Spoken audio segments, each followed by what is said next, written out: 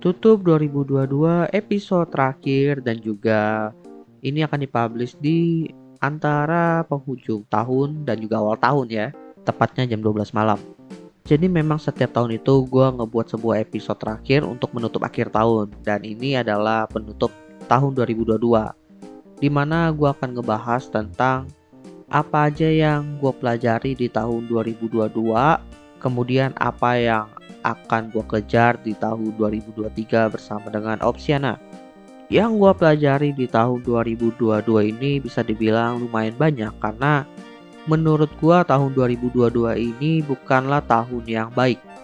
Meskipun di awal tahun itu gue sempat bilang ini adalah tahun pemulihan, tapi nyatanya tahun 2022 itu ternyata tidak lebih baik dibandingkan 2020 dan 2021. Perkembangan bisnis pun bisa dibilang lumayan slow ya.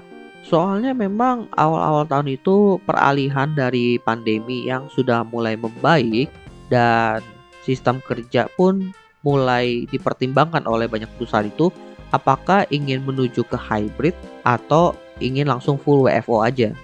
Banyak yang langsung menerapkan WFO langsung, banyak yang langsung menentukan hybrid, ada juga yang perlahan-lahan mencoba hybrid dulu kemudian baru menentukan jadi WFO atau enggak. Dan itu makan waktu yang gak sebentar. Kemudian pekerjaan yang berhubungan dengan produksi di pabrik-pabrik udah mulai berjalan kembali, tapi ya bisa dibilang dampak pandemi itu lumayan berimpact besar juga kepada pabrik-pabrik itu.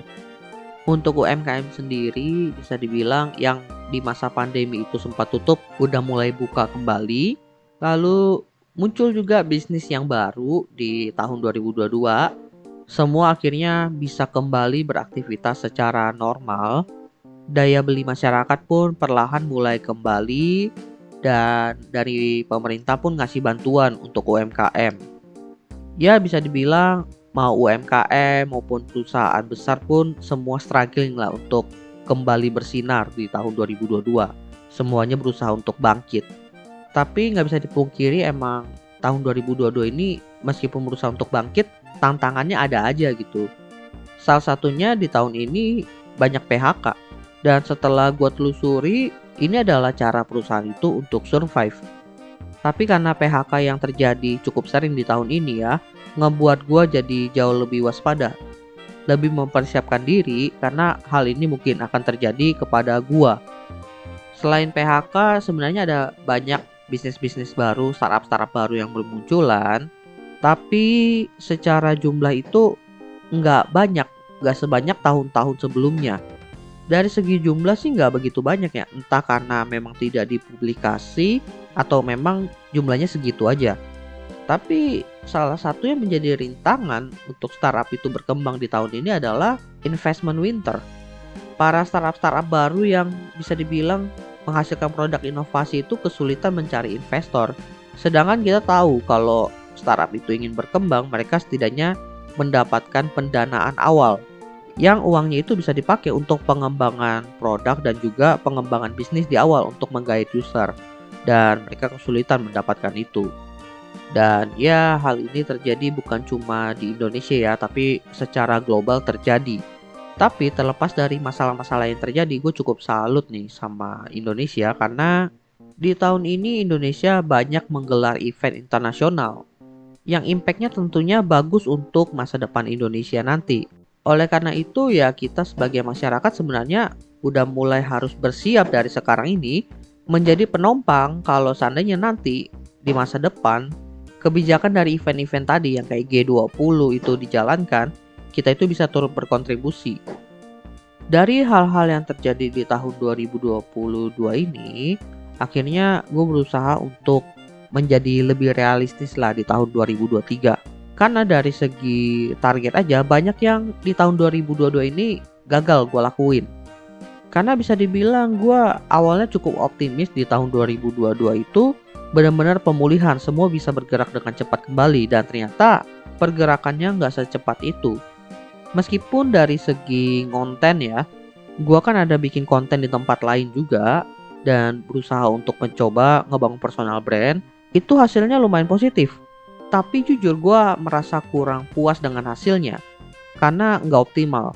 Sehingga gue memutuskan untuk di 2023 ini gue akan fokus di Opsiana dan juga satu akun konten gue lagi, dan gue akan mundur sejenak untuk ngebangun personal brand. Karena jujur sih kalau ditanya Edwin itu siapa, gue juga masih bingung sampai sekarang. Siapa identitas gue yang pengen gue tampilkan dalam personal brand gue. Meskipun kalau dilihat dari Opsiana sih itu udah lumayan jelas ya, gue orangnya tertarik ke bidang startup, teknologi, dan juga bisnis. Tapi gue merasa gue belum bisa menggambarkan itu secara personal. Tapi nggak apa-apa, gue akan berusaha ngebangun Opsiana lagi dan juga salah satu akun yang tadi agar jauh lebih optimal ke depannya.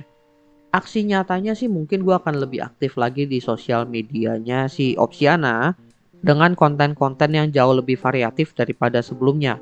Dimana dulu memang gue lumayan kesulitan untuk promosi Opsiana ya. Karena untuk mempromosikan sebuah podcast episode itu basisnya cuma berdasarkan hashtag. Gue posting satu gambar lalu ngasih hashtag. Makanya gue sempat vakum sebentar itu di tahun 2022 karena gue bingung juga gimana cara promosinya. Dari segi followers pun bisa dibilang yang ngefollow Opsiana itu kebanyakan ya akun podcast juga. Sampai gue ngebuat akun gue yang tadi, yang satu lagi, dan gue nyoba TikTok. Disitulah gue ngeliat bahwa ini adalah salah satu momentum. Lalu gue coba explore, lalu Instagram ngeluarin Reels. Opsiana di tahun ini sebenarnya udah punya TikTok, tapi gue lumayan bingung untuk nge-redirect penonton videonya untuk dengerin Opsiana Podcast di platform-platform. Karena untuk mendapatkan link redirect itu harus punya 1000 followers dulu. Tapi hal itu udah bisa gue lakukan di Instagram dengan Reelsnya dan link yang udah gue punya. Makanya gue mungkin akan lebih fokus di Reels dan Instagramnya Opsiana. Karena menurut gue di situ juga kontennya jauh lebih variatif ya.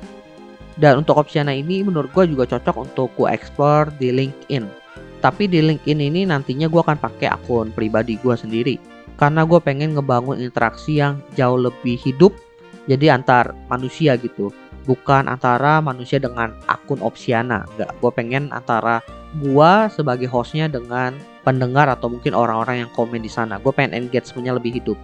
Dan hal itu pun udah mulai gue terapkan di akun Opsiana di tahun 2022 ini, dimana di situ udah mulai nampakin muka gue secara penuh. Karena memang di awal-awal gue nge-podcast itu gue nggak bertujuan untuk nampilin muka. Karena menurut gue buat apa? Orang kan dengerin podcast juga nggak peduli muka. Tapi sekarang karena tujuannya untuk mempromosikan dan membuat podcastnya menjadi lebih hidup, gue akan mulai sering nampilin muka di akun tersebut. Well, gue rasa itu aja sih yang pengen gue bahas untuk menutup akhir tahun 2022 ini. Thank you buat teman-teman yang sudah mendengarkan. Selamat tahun baru 2023 buat teman-teman semua. Semoga tahun 2023 menjadi tahun yang baik dan penuh rezeki buat kita semuanya. Gue Edwin dari Opsiana. Thank you semuanya.